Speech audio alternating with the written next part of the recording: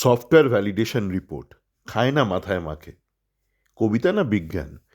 তো আমাদের যে এই মুহূর্তে যে একটা এসআইআর সফটওয়্যার যে জনজীবনে একটা বিপুল একটা অশান্তি সৃষ্টি করেছে, সেটা নিয়ে আগে মানে গতকাল রাত্রিবেলা একটা ছোট্ট একটা অডিও শেয়ার করেছিলাম, যেখানে বুঝিয়েছিলাম যে টেকনিক্যালি কোথায় সফটওয়্যারটা ভুল করছে, মানে টেকনিক্যাল ফ্লজ।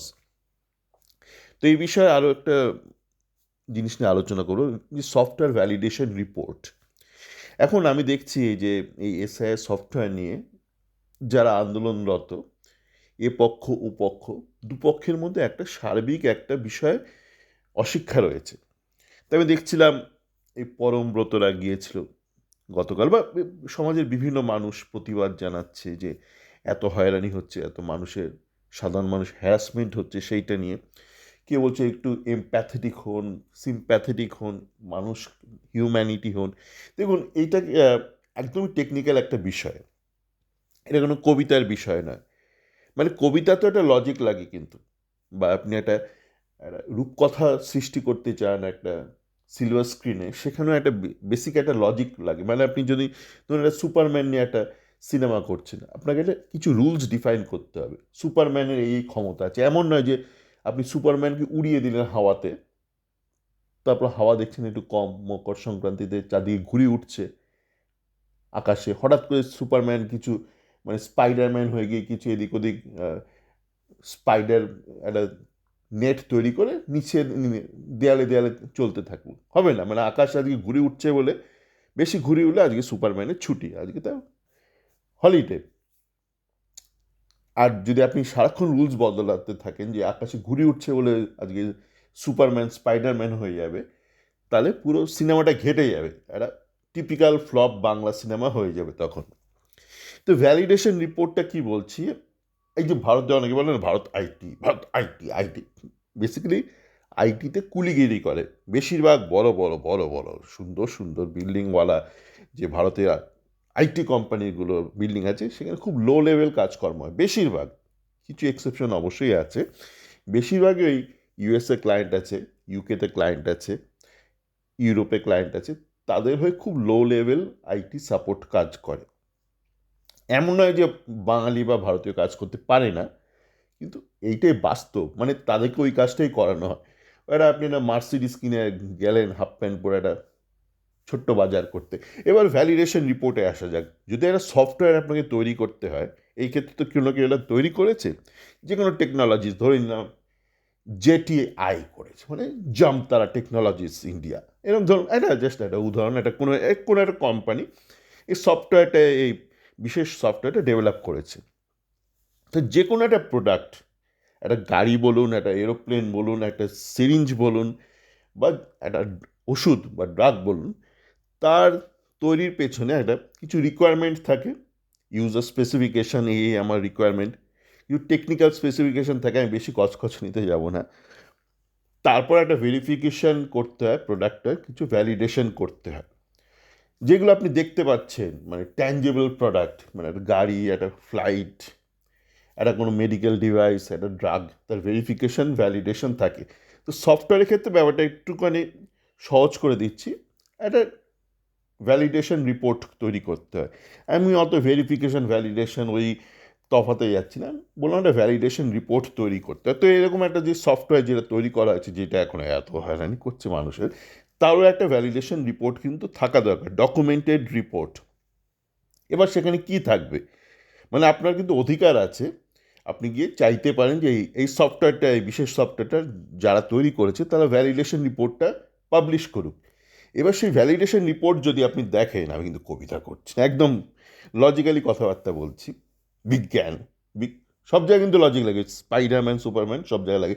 তো সেই ভ্যালিডেশন রিপোর্টে আপনি দেখতে পারবেন যে কী কী রিকোয়ারমেন্ট ছিল, মানে কী কী উদ্দেশ্য সাধন করতে চেয়েছিল তারা, এবং সেই উদ্দেশ্যটা আদৌ সাধন করতে পেরেছে কি না। আর খুব একটা ছোট্ট একটা উদাহরণ দিচ্ছি। ধরুন আপনি এক্ষেত্রে এই যে এত লিঙ্কেজ ফিঙ্কেজ আগের অডিওতে বলেছি, একটা যে ওটা উদাহরণ দিয়েছিলাম যে বাবা হলো চট্টোপাধ্যায়, ধুতিপালা চট্টোপাধ্যায়, মেয়ে খুব আধুনিক, আধুনিক হওয়া খারাপ নয়, সবাইকে আধুনিক হতে হয়। মেয়ে ব্যবহার করে চ্যাটার্জি। এবার চ্যাটার্জিতে কিছু মেয়ে আছে যে ডাবলই লাগিয়ে দিচ্ছে, কিছু মেয়ে আবার একটা আই লাগাচ্ছে, কিছু মেয়ে আছে আবার সে আবার এইসব নিউমারোলজি ফিউমারোলজি করে, সে আবার একটা টি লাগাচ্ছে, তার নাকি ভাগ্য বদলে যাবে। দুটো টি থেকে টক টক টক টক করে টক টক টক টক করছে, সে একটা টি ঠক করে লাগিয়ে দিল, একটা টি দিয়ে করছে। তো এই বিভিন্ন বানানের আছে ভারতবর্ষে, আবার এইগুলো একটু বিশেষ বিশেষ করে আছে। সিনেমা ফ্লপ করলে পরে সিনেমা বানানটাই বদলে দিচ্ছে, ডিকশনারি বানান। তো এই যে বিভিন্ন তাহলে অপশানস রয়েছে বা ভেরিয়েশনস আছে একটা সারনেমের, তাহলে সেটা একটা রুলস আপনার সেট করতে হবে যে বাবার নাম, বাবার পদবি যাই হোক, মায়ের পদবি যাই হোক, মেয়ের পদবি বা ছেলের সন্তানের পদবি যাই হোক, এই রুলসগুলো চ্যাটার্জির ক্ষেত্রে এরকম, ভট্টাচার্যর ক্ষেত্রে এরকম, ব্যানার্জির ক্ষেত্রে এরকম, এরকম রিকোয়ারমেন্ট আপনাকে ডিফাইন করতে হবে রুলসে। তো ভ্যালিডেট কি না, আপনাকে সত্যি সত্যি কিছু এক্সাম্পল দিয়ে দেখাতে হবে যে না, সবটা বলছে গ্রিন গ্রিন, সব ঠিক আছে, সব ঠিক আছে। তো আমার দৃঢ় বিশ্বাস এই ক্ষেত্রে আপনি যদি ভ্যালিডেশন রিপোর্ট দেখেন, দেখবেন এরকম কোনো রুল ডিফাইন করাই নেই। আর ডিফাইন করা থাকলেও দেখবেন সেগুলো ভ্যালিডেট করা নেই। ওনারা বলছে এরার এরার, একে নোটিশ পাঠাতে হবে, নোটিশ পাঠাতে হবে, নোটিশ পাঠাতে হবে। বাবা বন্দ্যোপাধ্যায়, মেয়ে ব্যানার্জি, নোটিশ পাঠাও, নোটিশ পাঠাও, নোটিশ পাঠাও, মানে কিন্তু বেসিক্যালি সফটওয়্যারটা ফেল করলো কিন্তু এই ক্ষেত্রে।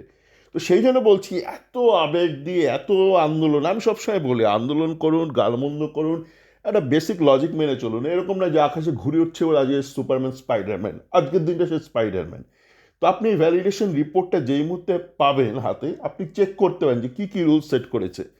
বাবার মেয়ে, বাবার মেয়ের মধ্যে 15 বছর তফাৎ হলেই চিঠি, একই একই একই, এরকম আপনি তখন চ্যালেঞ্জ করতে পারেন। আর অনেকেই বলছেন না, আরও একটা বিষয় বলি, যে ধরুন এই যে এসআইআর কন্ডাক্ট করা হচ্ছে, এটা তো কোনো একটা গাইডেন্স আছে, আপনি একটা সফটওয়্যার বানাবেন, কিসের সফটওয়্যার বানাচ্ছে?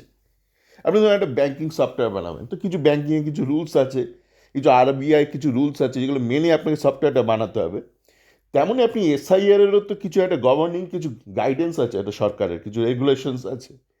তো সেইটা মোতাবেক আপনি কি রুলসগুলো ডিফাইন করেছেন, লজিকটা ডিফাইন করেছেন, মানে is a software at all compliant with overall guidance or regulations?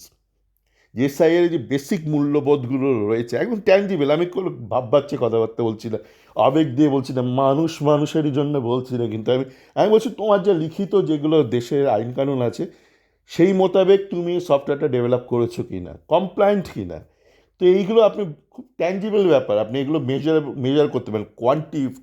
Quantitative এগুলো অ্যাসেসমেন্ট, কোয়ালিটেটিভ না। কোয়ালিটেটিভ মানে যে আবেগ, একটু ভালো হলো, একটু মন্দ সফটওয়্যার, ভালো সফটওয়্যার, মন্দ সফটওয়্যার না, কোয়ান্টিটেটিভ। আপনি অ্যাকচুয়ালি চেক করতে পারবেন এতগুলো চেক পয়েন্ট আছে, তার মধ্যে কত পার্সেন্টেজ ক্ষেত্রে পাস করছে বা ফেল করছে সফটওয়্যারটা।